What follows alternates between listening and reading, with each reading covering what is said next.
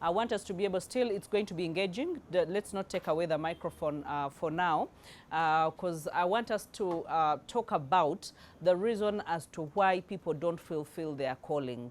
Because most of us here are on the mentorship, and if you are on the mentorship, and or even if you're not on the mentorship, you have a calling, okay?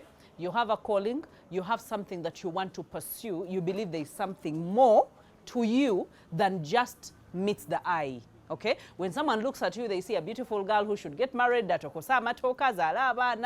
that is it. But for you, you believe there is a giant inside of you. There is an impact, an influence, a change, a radical change that you must be able to bring into the world. But why is it some people end up not fulfilling that calling? Because there are so many people who fail to fulfill the calling. Why is it that so many people don't fulfill that calling? And as I was thinking about it, when you look at it, all our presence in the world is not by coincidence, okay? It's not by coincidence on the planet. It is because there is a unique calling that helps people and benefits people that you must be able to do. There is a unique, not even all of us that it's a blanket one, that we are all going to do the same. I mean, when Coach Molly told me she's a healing coach, as in nobody had ever told me anything exists like a healing coach. But because my mind is very flexible, I was like, that is it. She has nailed the name for which people will be able to understand the value that she actually gives to them. But prior to that, she was not a healing coach. Prior to that, she was Molly, who was on the trajectory of every woman's life of, I am married, I'm pushing children, and I am taking them to school, and I will have grandchildren, and I will live. But there is a disruptor that comes and changes the trajectory of your life. You know, when you take a corner and you're like, I thought this is who I was. I was just a mere Hilda who was born by a peasant, who was born by a cattle keeper, who was born by, you get it, who comes from Majini and who comes from places where witchcraft is deep and sorcery, who comes from people being sacrificed and what, as in the trajectory was, over and there is no value you have given. Like, seriously. If it were up to the devil, but luckily enough, it is not up to him. There's just a power, kutomera, and you're like, I'm not just a mere human being. I'm not just here to eat and get satisfied and yawn. No. I am not that. I am part of the top cluster of people. It's possible that I don't look like it right now, but I feel I belong to a certain caliber of people that are going to change this world, one soul at a time. I might not be as eloquent as I want to be. I might not have the proper words to use. I might not even be as outgoing.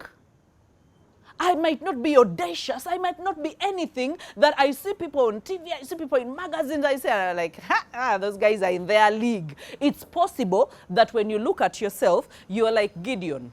That, you know what, I come from the smallest clan. You're like the people that went to spy the promised land. And they're like, we are like grasshoppers. Those people have 6 feet. They have 6 fingers. They are 6 feet tall. Eh? They're like, we are finished. We look like grasshoppers. I like the Luganda version, like kachaka, you know? That is how small you look at yourself, or how tiny. But the thing is, there is a calling to be fulfilled. It doesn't matter how you feel. God is not the entertainer of feelings. If he was the entertainer of feelings, we all would have been doomed. Because if you have a child and this child has feelings, emotions, every time they're getting annoyed, and you're the parent that has kuembeja all the time, those children will never amount to anything. Sometimes you have to be a normal human being, but you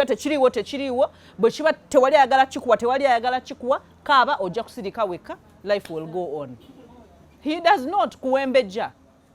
So the thing is, he requires that we walk to that place of strength, the place of changing the world. But there are so many things that we must be able to do on the way to being those those people, okay? And that is part of, it's not so many people, it's so many things. It's just one thing, and I know that we all know it, but I just want us to wrap our minds around it and to be able to even share more about it.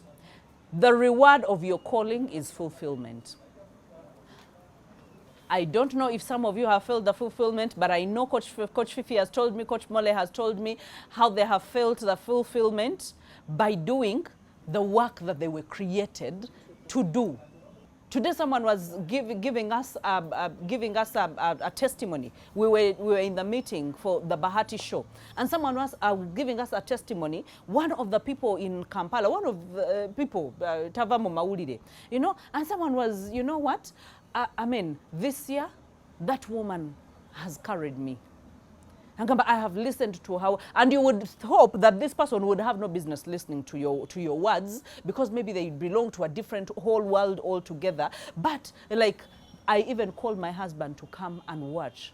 And sometimes you can get discouraged as a life changer, as a people, as a healer. You can get discouraged that, you know what, guy, it's like crickets out there. It's like I'm not hearing any voice. It's like I'm sending out, I am speaking, I am committing myself, but I'm not getting any feedback. Am I adding any value? And then someone comes to you with such a testimony.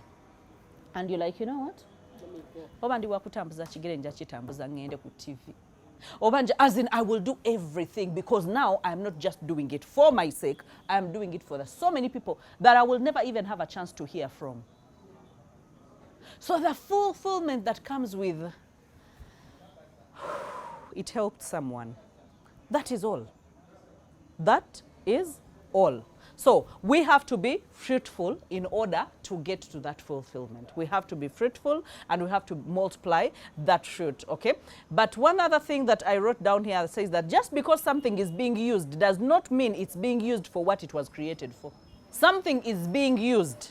It doesn't mean that it is being used for what it was created for. Some of us have gotten, you know, the doors that keep oscillating, your doors at home. And maybe you want to hold it in one place, okay? And you have a pen in your hand. That pen is meant to write. That is its use. But it's possible you can be tempted, I don't know, me, I've been tempted so many times to sneak the pen under the door so that the door does not move. But a pen is not a door holder. No, and even if it's not that, it will break. Because when the door starts moving, it was not created for that. While there are door stoppers that were created intentionally to be door stoppers. So I don't want us. My greatest loss in the world will be that you become a wrongfully door stopper, and yet you are supposed to be a bulb, or you're supposed to be something else. And that is why I went so serious on the journey of mentorship. That you will not be satisfied by just being amuleta chigoye ekyo kikwata olugi. Bw'oba toli meant kukwata lugi ng'oli meant kwambalwa. Yambalwa. Olime kola ki? Do not be misplaced in your calling. Otherwise, fulfillment in a wrong calling is dissatisfaction. You can't be happy while you're being misused. Okay? So that means we have to be able to read our emotions and know. So you don't want to be forever a doorstopper, and yet you were meant to be something else. Okay? And sometimes it's because, not even sometimes, I'll just get straight to the point. I have looked at it critically from all angles. The reason as to why so many of us fail to fulfill our calling is because we underestimate the role of development. We underestimate the role of development.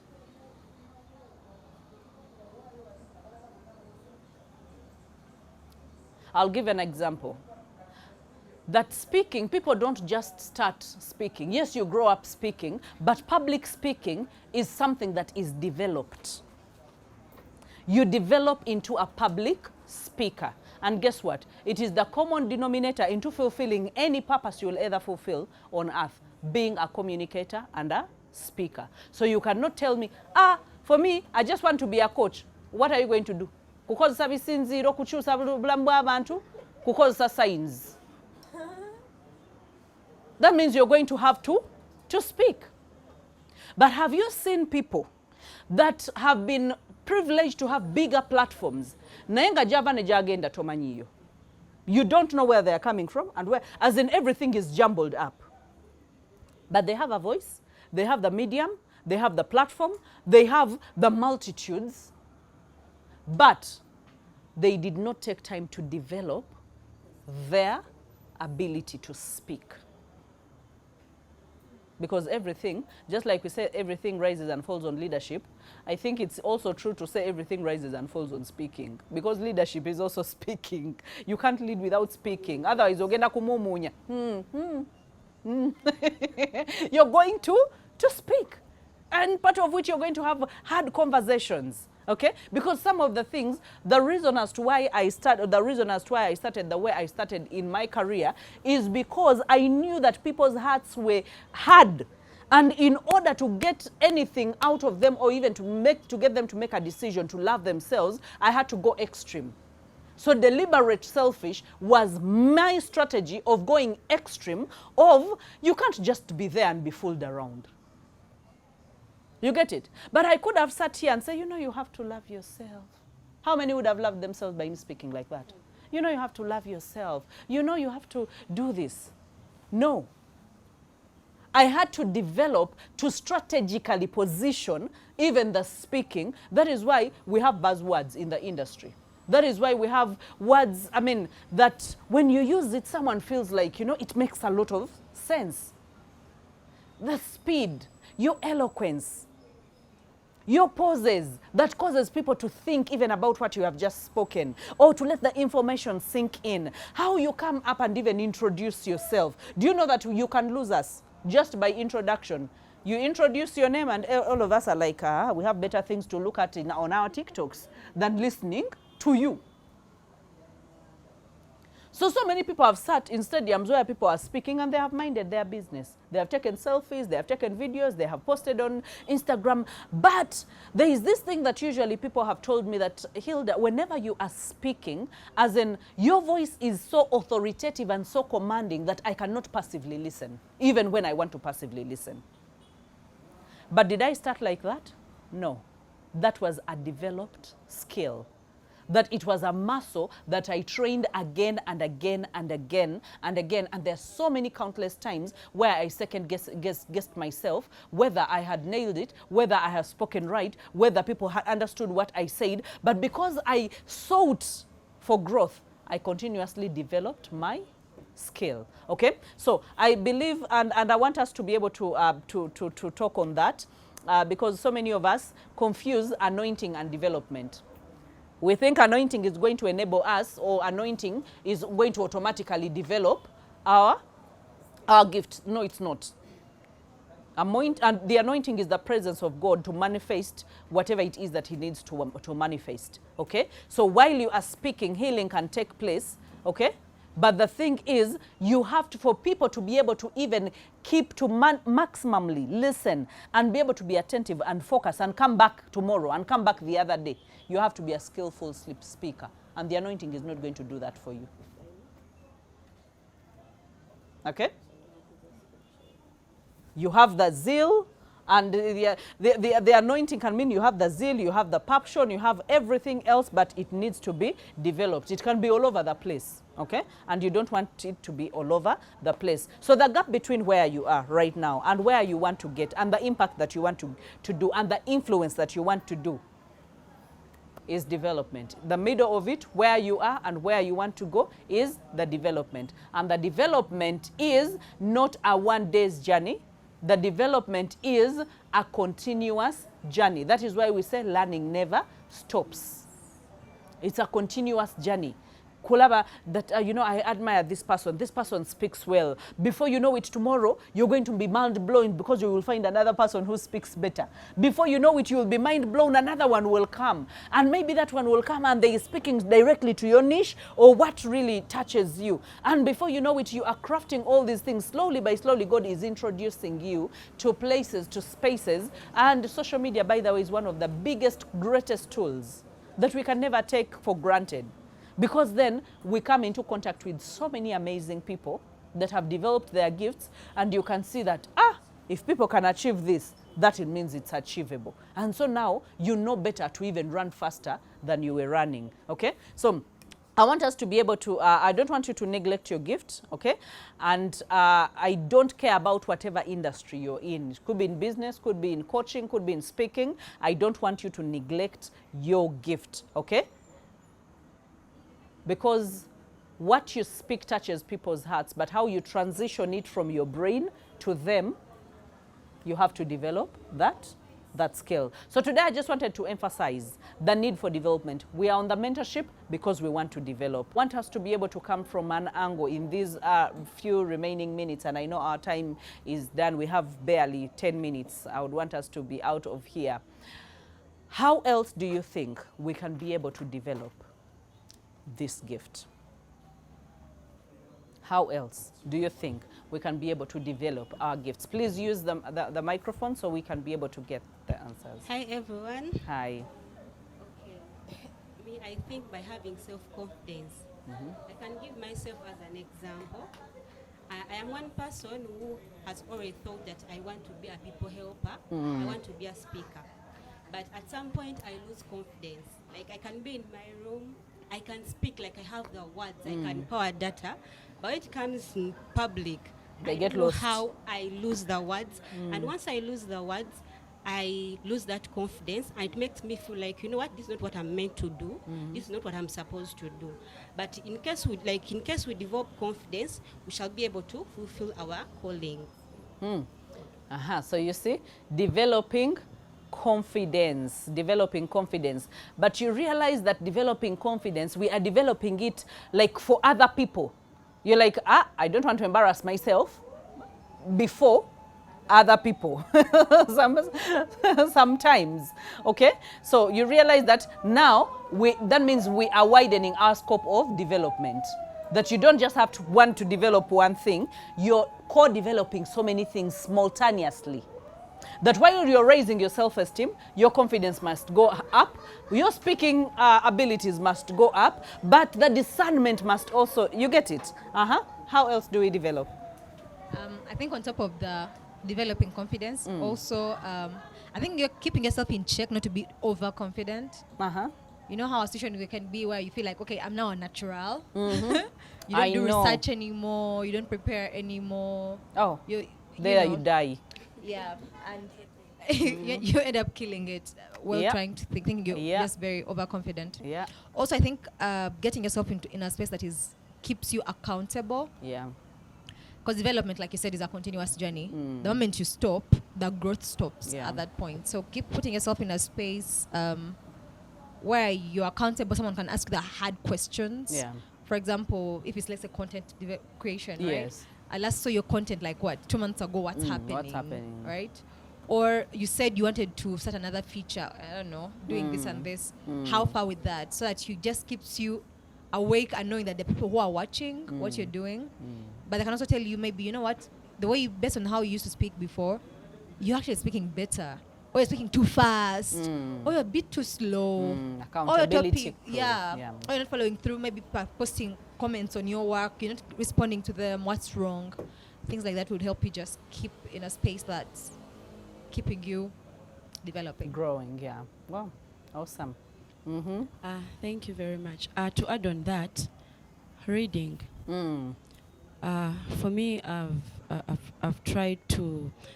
I've heard you talk about this writer, John C. Maxwell, and I've gone ahead to get some of his books, so I'm reading, and I've realized that when you have the content in your head, you are also confident. The result just comes. Because I even wanted to ask you that, okay, you've told us to read books. How am I going to transfer all this somewhere, sometime? But I've realized that you are talking to someone and there is this statement which is just going to come in your head, and then you say it out. Like that. So I think we have to keep it in check that we read a lot, and also try to I love writing and reading, summarizing, things I highlight. So no saba katabo kanga, I don't think you can read it because it's written in, it's highlighted a lot. And also, Coach, I wanted to talk about fear. Fear of everything. When I'm alone, I'm driving, I always talk to myself. I'm like, I'm imagining there is a child there. Yeah. Like I talk and I talk. Then afterwards I'm like, Lilian, now. Even sometimes I even have a lot of videos in my phone. Sometimes and yet you're not sharing with us. I'm not. And then I laugh in those videos. They say, Lilian. Oh no. Myself. I Coach Mali, this week, starting this weekend, content creation, video shooting. I laugh. Oh my God. Then I'm like, no. I have them in my phone. You'll find that they are good, but you're the only one. It's in your head. So to tell you the truth, fear is too much. You fear to bring it out, you fear to say it out. Then when you're alone or in the bathroom, you can scream alone. No one is hearing you. Then of course, even if it's just a kid who is telling you, Mommy, whom are you talking to? You keep quiet, like, you know that kind of fear. The fear keeps on and keps on. And the fear of wanting to hide it from your spouse. So that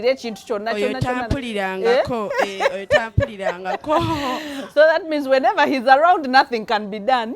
I keep quiet, but when I'm alone, I make sure so the fear is too much, Coach. Yeah. Even if I really want to say something, then also you're not good enough like the people you're watching. I usually go like on the videos you told us, I always go and pick something like Coach Ngali is so confident. There is no video you're saying that about day 1 sikalunji, about day 30 sikalunji. Everything is too nice. And it's okay. Okay. Like I always talk to myself. And it always makes me feel like I'm not good enough. I'm not there yet. I think already oina abantu abakumanyi. You're like, "Hey, mwana gwe not swaza botongo yogera ebintu byotategeera." Now I'm talking like I have a boss, I have clients, not those things. And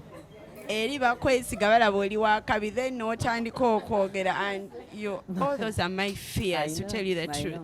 So I don't know how you're going to help me. I'm not saying them to myself. Yeah, but I love being alone. No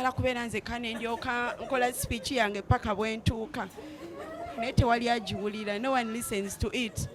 No one. It is mine alone. But guess what? It's in your head. You can never admit to that, but it's in your head. You are a very good speaker. Every time you have spoken, I don't want you to stop speaking. So I don't know where that is coming from. I know you just fear to be judged by other people, but guess what? Other people, and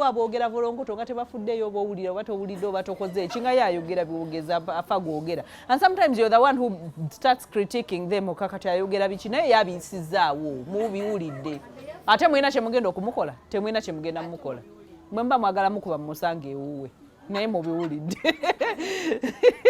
So I know the fear is real, but we do it afraid. We can never wait until the fear is away. Let's get the microphone. Foolish people have a lot of confidence that wise people do not have. So that's the problem. Because reality is every time we're on our social media platforms, foolish people have a lot of following and they have a lot of confidence. I know. You either consume the content or you don't consume, it's okay. Yeah, be okay. So there was a time I met, there is some guy, some little, he's a very young boy. He calls himself Chicken. So every time I was passing on for you page, he could pop up. So one day I tried to listen. You know him? the things he says are really disgusting. And so one day I went to have an interview with Alan Cruz, and I met him. So I was like, so your chicken, where do you get the confidence? He said, I don't know. But the problem is this phone. You see, I don't even have words. But when I put the camera in front of me like this, I don't know where the words come from. But he speaks a lot of nonsense. A lot. Actually, I asked him, does your mother watch your content? Because the way, you know, TikTok, there is a way it hypes those people who speak nonsense. He told me, my mom called me, gamba yetunda. Kisidinji kasamvu, so for the full night, over it's gomubiri. The mom? The boy, he's a young boy. That's his content. He's there telling you how the last customer was. But he told me, my mom called me. Actually, her concern was like, "Mutabani, baba byokolanga chitufu bikola lwaki wetunda kulayisi nnyo bwoti." Oh Lord. Wait. So what I can say is I'm also doing content, and I know it's actually you should post those things, because we've all posted videos at first we are not proud of. But me, I don't even want to go and delete them, because that's my journey. Yeah. I want when someone comes to follow me, they go back 3 years back to what and see where you started. It was really bad. I could sit in my bedroom, you can see the cases and I could record. I don't mind. So I think it's part of the journey. You can't skip the stairs. You have to. Yeah. So better start posting whatever you call nonsense. Better start posting it. If they you laugh, post they laugh. and switch off your phone. I'm quite. Yes. And then come back after 5 hours. We all see Coach Bahati is perfect.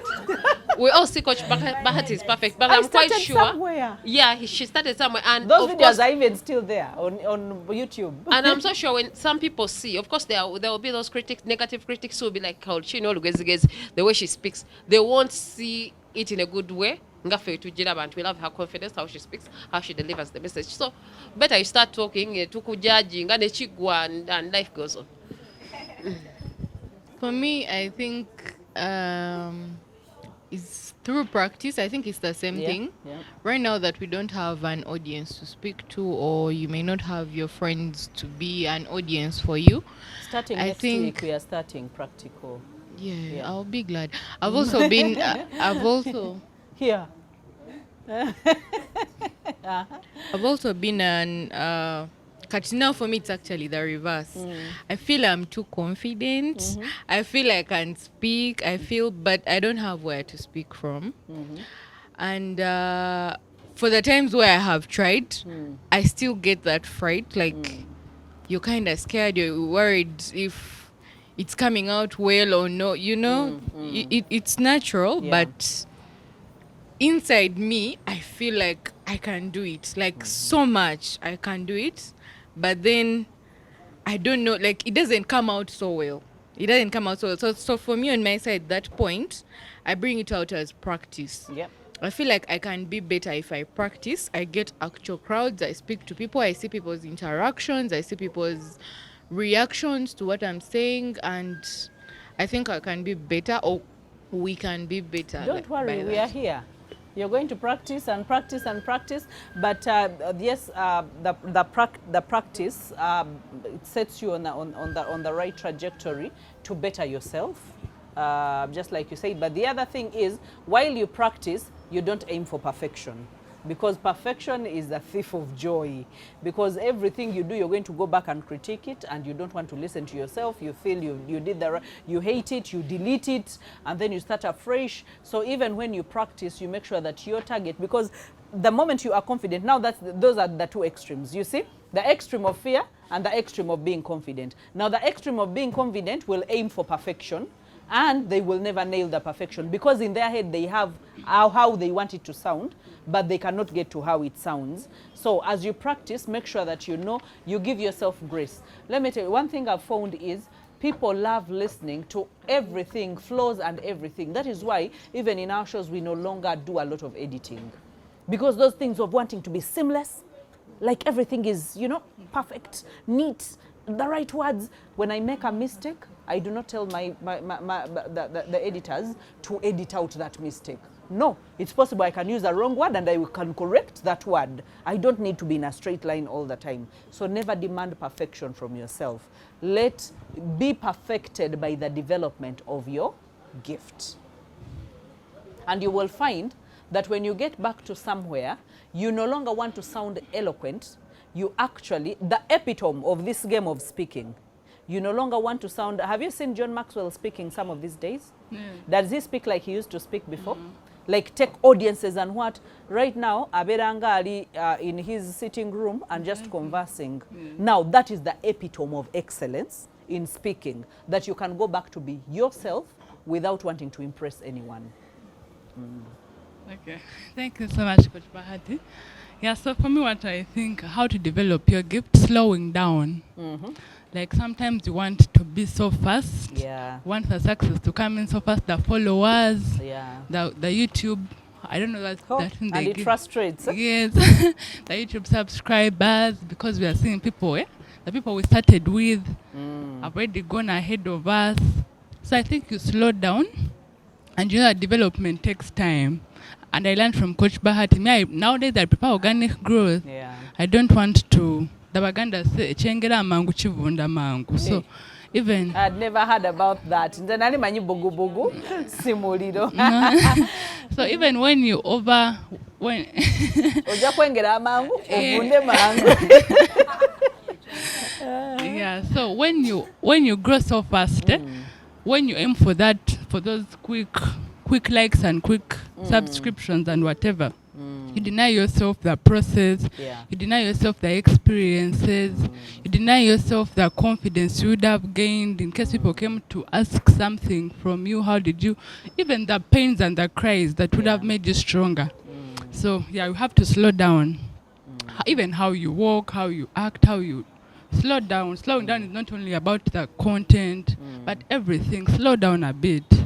Yeah. Then the other thing is staying connected to yourself. Because sometimes when we discover our gifts, we disconnect from ourselves and we now want to be like those other people who we admire. Yet we are totally different people. We have different personalities. We have different blood groups, different temperaments. That's a huge one. Everything different. So you stay connected to yourself and what works for you. Stay true to Yes, yourself. you stay true to yourself. Then also stay connected to your creator. Because it's God who gave you that gift. He knows the kind of people he wants you to impact. He knows the kind of people, he knows how he wants you to impact them. Yeah, you stay connected to your creator. I don't know how, whether you're reading the Bible, whether you're meditating, whether you listen anything, depending on how the Spirit guides you. Then also staying connected to the right people. Because when you distract yourself, when you detach yourself from the right people, somehow, somewhere you go off course and you get distracted.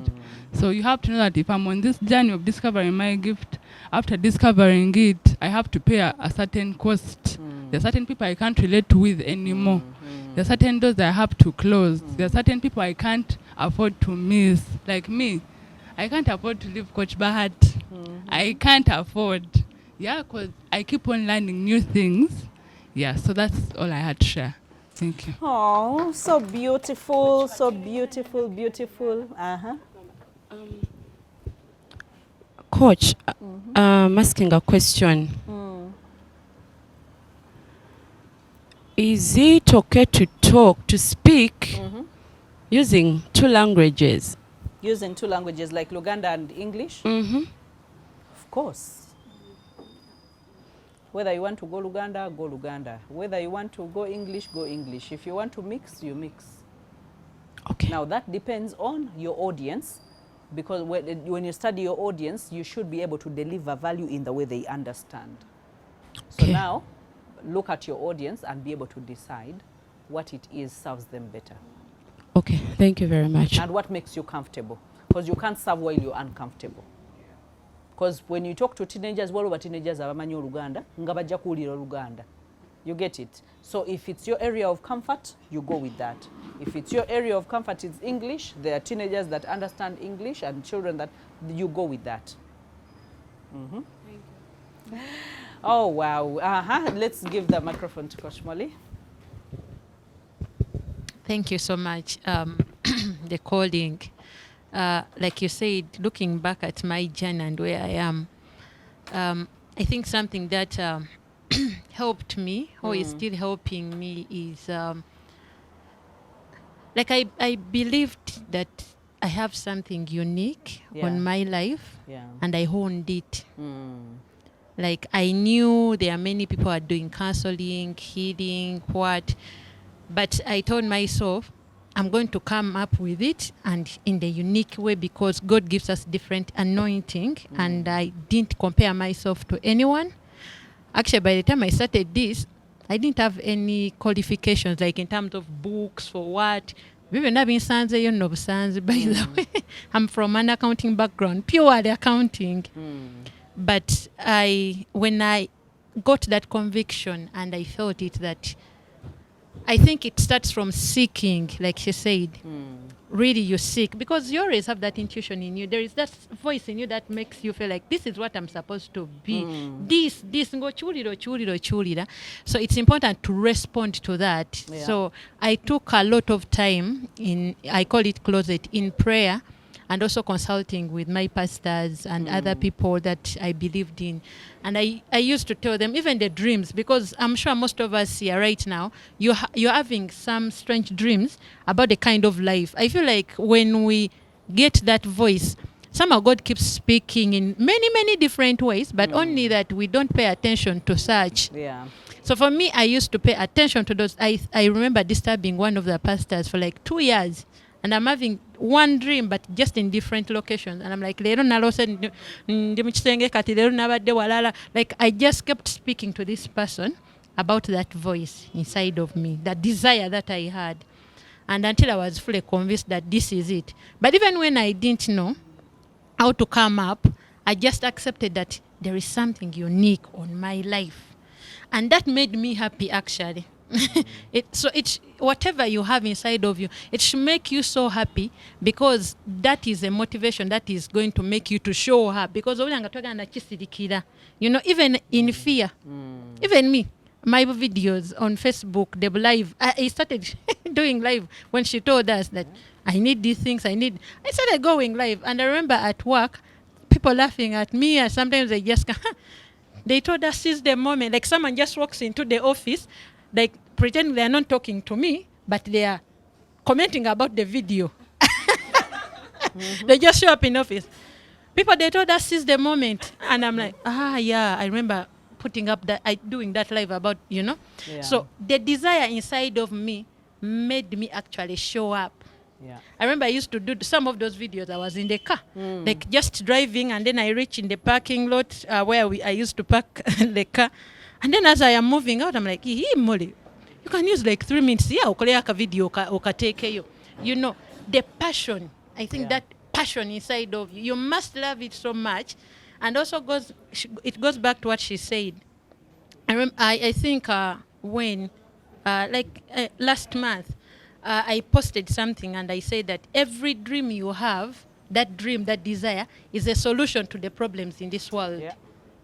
So until you get to that level and you're like, what you are carrying inside of you, it's not actually for you alone. It's a solution to other people. So every time you see the world hurting, and you have the solution, why are you keeping that solution to yourself? The world will continue bleeding. You're going to be selfish. You're going to be complaining. People don't know how to keep time, but you have that etiquette. You're not sharing it out. People are hurting. You know how to comfort people. So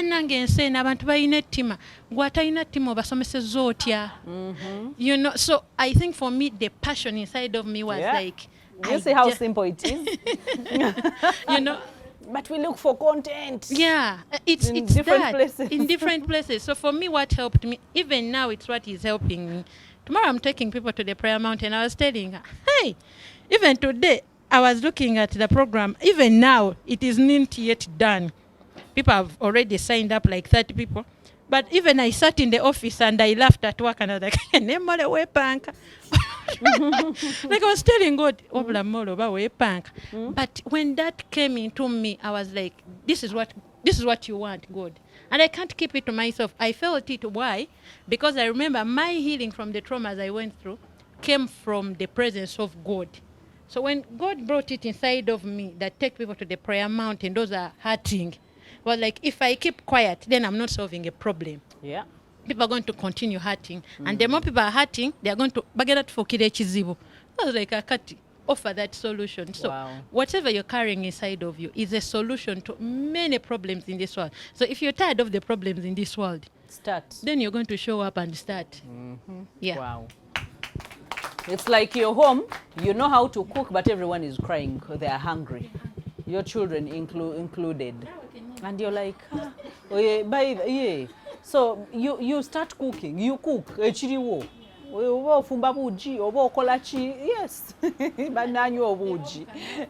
So that people can have peace. So the help we have to offer is not very far away. It's not big, it's not a mystery. You know, some of us when we come into, and that's why I went into the coaching and training, some people think there are some special things, they have to come from somewhere. There is nothing special that is coming from anywhere. Everything that you need to do is inside of you. So what I am doing is I am enabling you.